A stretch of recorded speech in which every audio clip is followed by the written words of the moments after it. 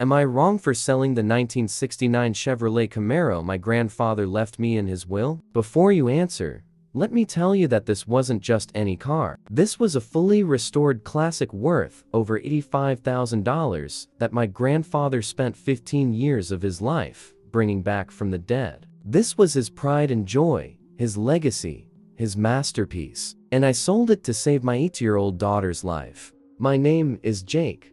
I'm 34 years old. And 6 months ago I made a decision that tore my family apart and left me questioning everything I thought I knew about love, loyalty, and what it really means to honor someone's memory. Some people call me a hero for choosing my daughter over a car. Others call me a traitor who betrayed everything my grandfather stood for. I honestly don't know which one is right anymore. What I do know is that my daughter Emma is alive today because of that decision, but the cost was losing almost everyone else I cared about. My father hasn't spoken to me since the day I told him what I was planning to do. My uncles act like I don't exist. Even my own mother looks at me differently now, like I'm someone she doesn't recognize. So I'm asking you, complete strangers on the internet, to help me figure out if I'm a loving father or a selfish son, because honestly, I can't tell the difference anymore. This story starts with death and ends with life. But everything in between is messier than anything you could imagine. It's about family legacies and medical bills, about classic cars and childhood cancer, about the moment when you have to choose between honoring the dead and saving the living. And I need to know if I chose right. It was a Tuesday morning in September when my phone rang at 6:30 a.m. I was getting ready for work, standing in my bathroom in Phoenix, Arizona, trying to wake up with a cup of coffee that had already gone cold. The caller ID showed my Aunt Sarah's name, which was weird because she never called me, especially not at dawn. The moment I heard her voice, I knew something was wrong. She was crying, trying to form words between sobs, and all I could make out was hospital and your grandfather. I threw on clothes and drove the 2 hours to Tucson as fast as my beat-up Honda would take me, my hands shaking on the steering wheel the entire time. Grandpa Joe had collapsed in his garage at 4 in the morning. He'd apparently been working on the Camaro again, fine-tuning something under the hood like he did most nights when he couldn't sleep. The neighbors found him 3 hours later when they heard his radio still playing oldies music and went to check on him. Massive heart attack. The doctors said he probably didn't suffer, that it happened fast. Joseph Michael Torres had lived 89 years. Raised 4 kids after my grandmother died young, worked 43 years at the copper mine, and spent every free moment of the last 15 years restoring that 1969 Camaro SS. It had been a rusted-out shell when he bought it at an auction in 2008, something most people would have hauled to the junkyard without a second thought. But Grandpa saw potential where others saw scrap metal. The funeral was 3 days later. Half of Tucson showed up, it seemed like. Grandpa had been one of those men who knew everyone and helped anyone who asked. The service was held at St. Augustine Cathedral, this beautiful old church with massive wooden doors and stained glass windows that painted rainbow patterns across the pews when the morning sun hit them just right. But what I remember most about that day wasn't the eulogies or the flowers or even the grief that seemed to hang in the desert air like humidity. What I remember is standing in that cemetery afterward, watching them lower my grandfather's casket into the ground, and thinking about how he'd never get to finish the work he'd started on the Camaro's transmission. I had no idea that in less than a week, that car would become the center of a family war that would make his funeral look peaceful by comparison. The reading of Grandpa's will took place the following Monday in a stuffy law office that smelled like old leather and disappointment. The lawyer, a thin man with wire-rimmed glasses who looked like he'd rather be anywhere else, gathered all of us around a conference table that was probably older than I was. My father Daniel was there, along with my uncles Roberto and Miguel, my Aunt Sarah, and about 6 cousins I only saw at weddings and funerals. Everyone was dressed in black, still wearing the emotional weight of the funeral, but there was something else in the air too. Anticipation, maybe, or greed. It's amazing how death brings out both the best and worst in people.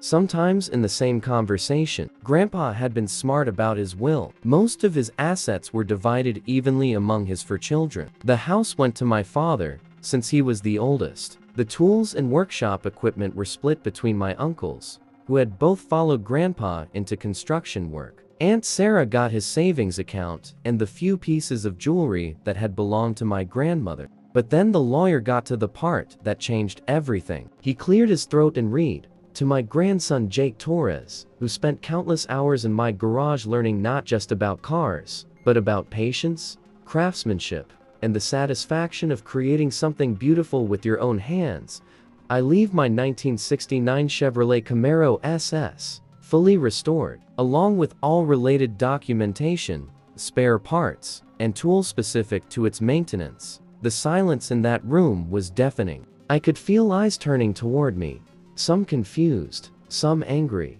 some calculating exactly how much money had just been handed to the youngest person in the room. My father's face went red, then pale, then red again. Uncle Roberto actually stood up and started to say something, but the lawyer held up a hand and continued reading. "I know this decision may cause hurt feelings, but Jake is the only one who truly understands what this car represents. It's not about the money it's worth or the prestige of owning a classic. It's about the hours we spent together, the lessons we learned, the bond we built over carburetors and chrome bumpers. Take care of her, Jake. She's got good years left in her. What do you think about what I've shared so far? Was my grandfather right to leave the car to me instead of splitting its value among all his children? Let me know in the comments below, because the family certainly had opinions about it. To understand why that reading caused such an uproar, you need to understand what the Camaro meant to my grandfather, and why he chose to leave it to me instead of his own sons. Grandpa bought that car in 2008, right after he retired from the copper mine. It was a complete disaster, honestly. Rust had eaten through the floor pans, the engine block was cracked, the interior looked like mice had been living in it for decades, and someone had painted it this awful lime green color that hurt your eyes to look at. Most people would have seen it as a waste of $1,500. Grandpa saw it as a project that would keep his hands busy and his mind sharp. The restoration took him 15 years. 15 years of weekends in the garage, of hunting through junkyards for original parts, of learning skills he'd never needed in the mines. He stripped that car down to its bare frame and built it back up piece by piece, bolt by bolt, creating something that was better than it had ever been when it rolled off the assembly line in Detroit. By the time he finished, it was a masterpiece. The engine was a numbers-matching 396 big block that purred like a contented cat. The body was painted in its original rally green with white racing stripes that looked like they'd been applied by the angels themselves. The interior was black leather with bucket seats that hugged you like an embrace. Chrome bumpers reflected sunlight like mirrors, and the whole car sat on period-correct wheels that Grandpa had spent 3 months tracking down. But here's the thing that my father and uncles never understood.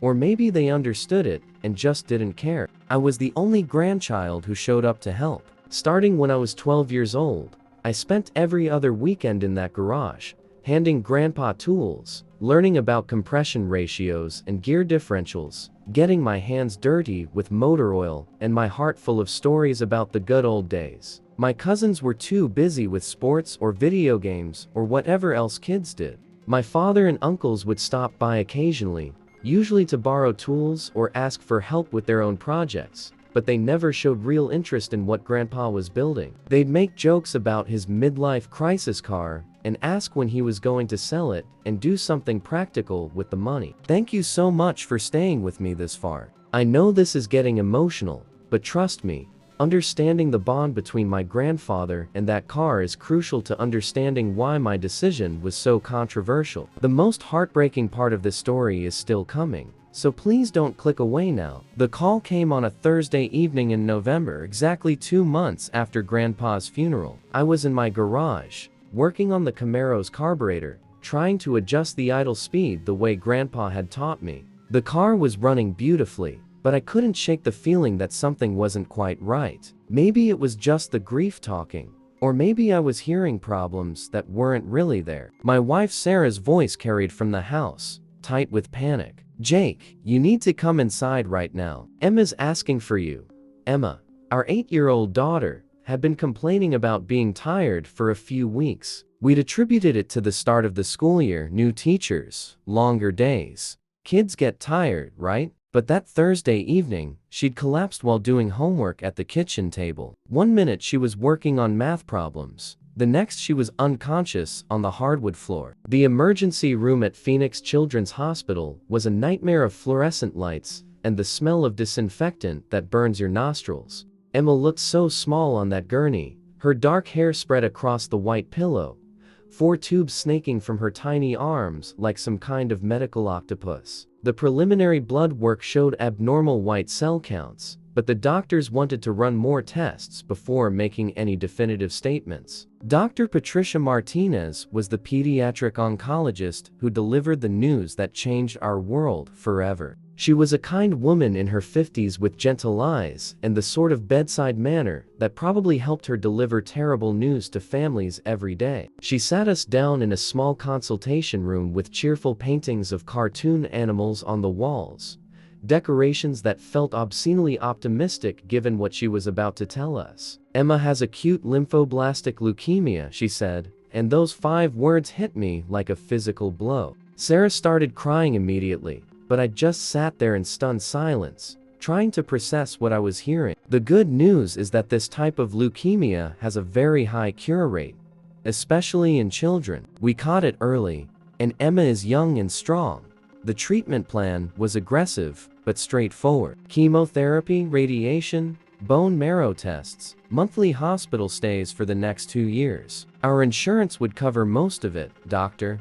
Martinez assured us, though there would be some out-of-pocket expenses. She handed us a folder full of information, support group contacts, and financial assistance applications. For the first few weeks, we threw ourselves into the routine of cancer treatment with the desperate energy of parents who had no choice but to believe everything would be okay. Emma was brave in the way that only children can be, making friends with the nurses and decorating her 4-pole with stickers and ribbons. Sarah took leave from her job as a school counselor to be with Emma full-time. I kept working, but barely, showing up to my job at the engineering firm like a zombie, going through the motions while my mind was always at the hospital. It was during Emma's 3rd round of chemotherapy that Dr. Martinez called us into her office with news that would force me to make the most difficult decision of my life. Emma's cancer wasn't responding to the standard treatment protocol as well as they'd hoped. The leukemia cells were proving resistant to the current drug combination,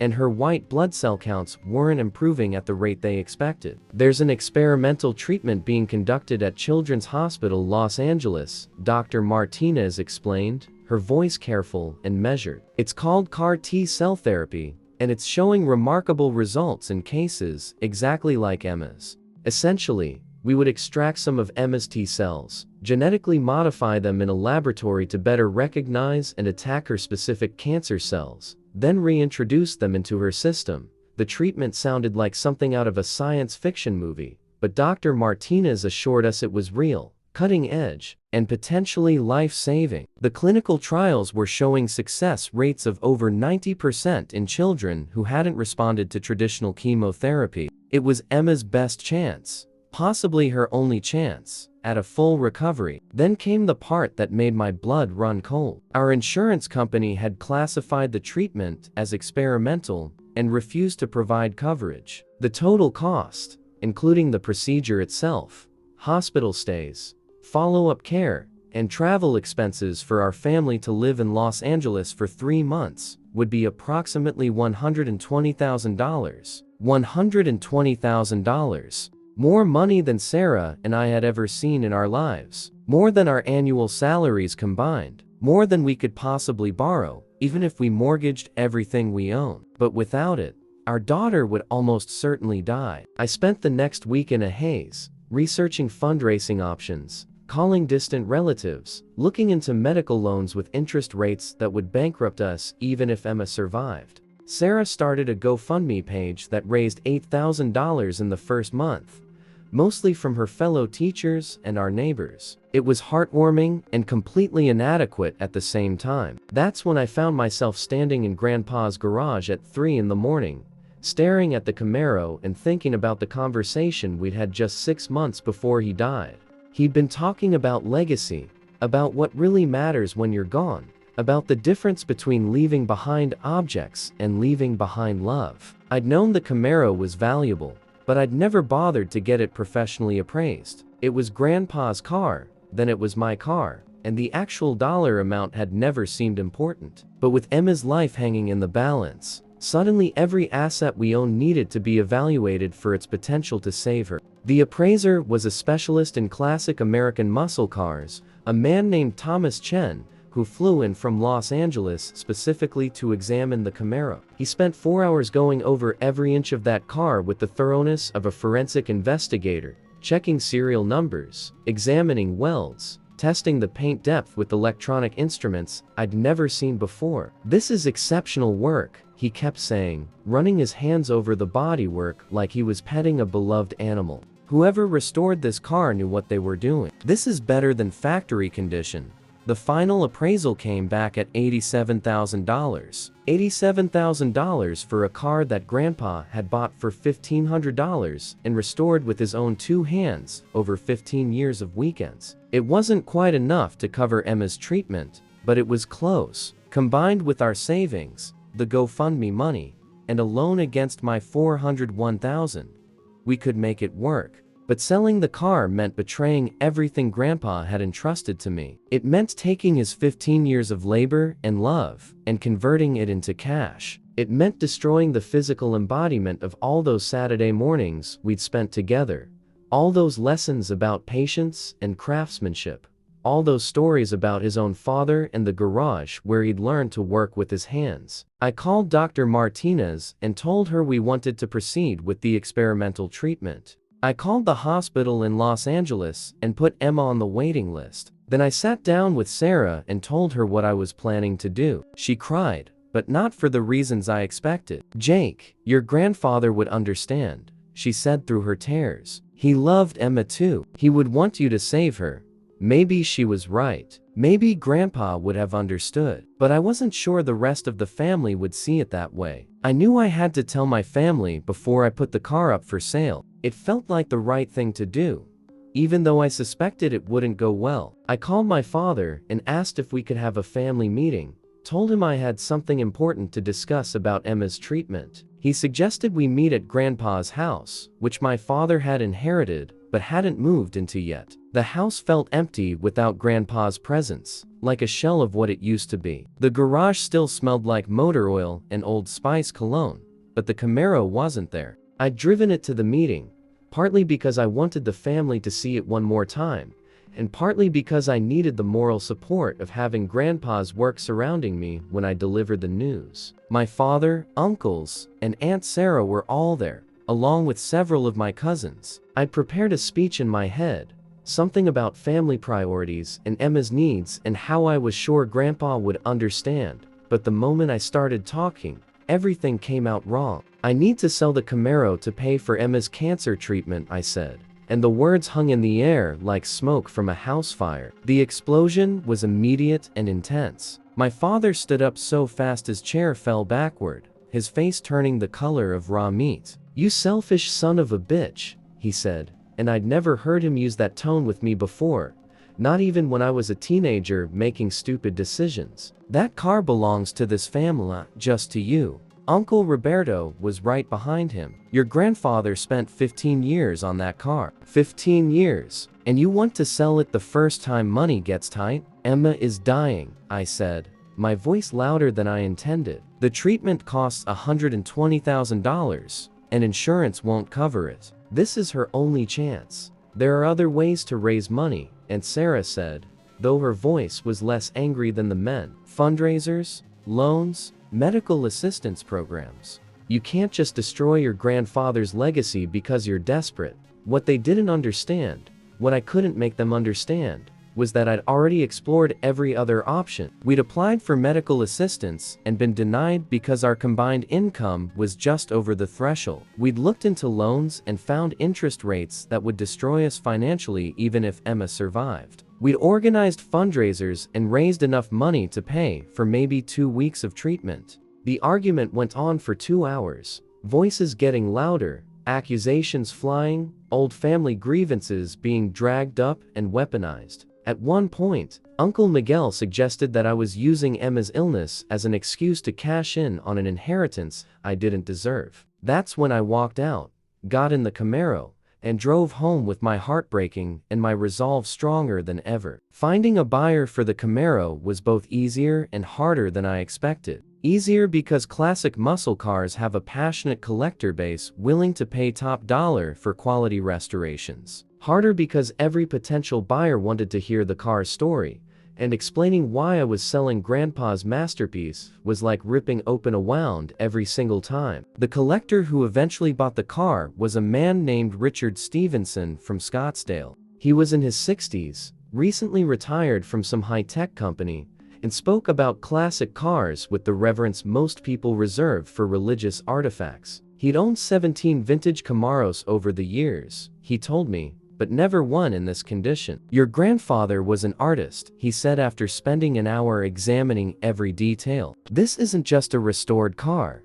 It's a work of art. I can promise you it will be loved and cared for." He offered me $90,000, $3,000 more than the appraisal, and I accepted on the spot. The transaction took place at a bank in downtown Phoenix, both of us signing paperwork while the Camaro sat in the parking lot, gleaming in the desert sunlight like it was posing for its final portrait. As I watched him drive away in Grandpa's car, I felt like I was betraying everything my grandfather had ever taught me about loyalty, family, and the value of things that can't be replaced. But I also felt something else: hope. For the first time in months, Emma had a real chance at survival. The treatment in Los Angeles began 3 weeks later. Sarah, Emma, and I rented a small apartment near the hospital, and for 3 months our world narrowed down to medical appointments, 4 drips, and waiting room magazines. The CAR T-cell therapy was as difficult as Dr. Martinez had warned us it would be. Emma spent weeks feeling sicker than she'd ever felt during traditional chemotherapy, her body fighting both the cancer and the modified cells we'd introduced to kill it. But it worked. Slowly, gradually, miraculously, it worked. Emma's white blood cell counts normalized. The cancer cells began disappearing from her bone marrow. After 3 months of treatment and 2 months of recovery, Dr. Jennifer Walsh, Emma's oncologist in Los Angeles, used the word we'd been afraid to hope for: remission. We returned to Phoenix in April, 6 months after I'd sold the Camaro and 7 months after Grandpa had died. Emma was weak but cancer-free. Sarah was exhausted but optimistic, and I was emotionally drained but grateful beyond words. My family hadn't spoken to me since the argument at Grandpa's house, and I'd made peace with the possibility that they never would again. That's when Sarah found the letter. She'd been helping me clean out some of Grandpa's belongings that my father had asked me to go through. Boxes of old photographs and documents that had been stored in the garage. Most of it was routine paperwork, insurance policies, and car maintenance records.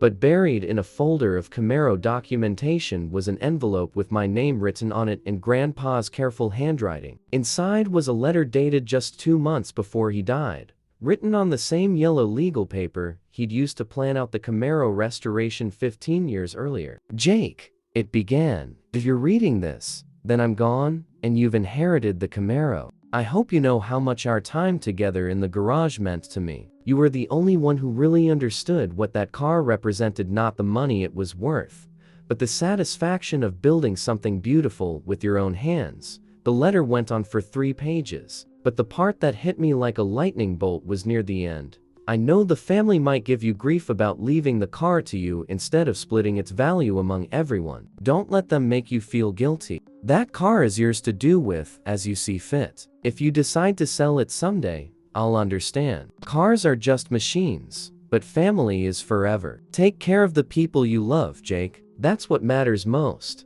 It was like hearing his voice from beyond the grave, giving me permission to make the choice I'd already made, but still felt terrible about. Grandpa had known somehow that the car might become a burden as much as a blessing. He'd known that life would force me to choose between honoring his memory and protecting my family, and he'd chosen to make that choice easier for me. I called my father that same evening and read him the letter over the phone. The silence that followed lasted so long, thought he'd hung up. When he finally spoke, his voice was quiet and hoarse. "I miss him too, son," he said. "I'm sorry about the things I said." "How's Emma doing?" Today, Emma is a healthy, energetic 9-year-old who talks about becoming a doctor so she can help other kids with cancer. Her hair has grown back thicker and curlier than before, and her smile could power the entire city of Phoenix. She starts 4th grade next month, plays soccer on weekends, and has no memory of ever being afraid she might die. Sarah went back to work as a school counselor and started a support group for parents of children with cancer.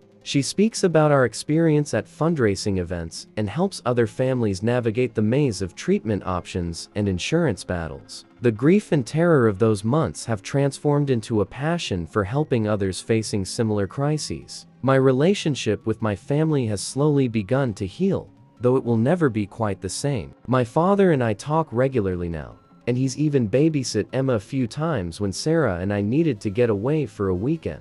Uncle Roberto apologized for the things he said during our argument, and Aunt Sarah sends Emma birthday cards and Christmas presents like nothing ever happened. But Uncle Miguel still won't speak to me. He believes I betrayed Grandpa's trust and sold out the family legacy for money. Maybe he's right. Maybe choosing to save Emma's life at the cost of preserving Grandpa's work makes me selfish, or short-sighted, or incapable of understanding what really matters. I think about the Camaro sometimes. Wonder if Richard Stevenson is taking good care of it. Wonder if he drives it on weekend mornings like Grandpa used to do. I hope it's sitting in a garage somewhere being loved and maintained by someone who understands what it represents. I hope it's not just gathering dust as a trophy in a collection of cars that never see sunlight. Most of all, I think about Grandpa's letter and his words about family being forever while cars are just machines. He was right, of course. The Camaro was beautiful and meaningful and irreplaceable, but Emma is irreplaceable in a way that transcends anything made of steel and chrome. Grandpa understood that,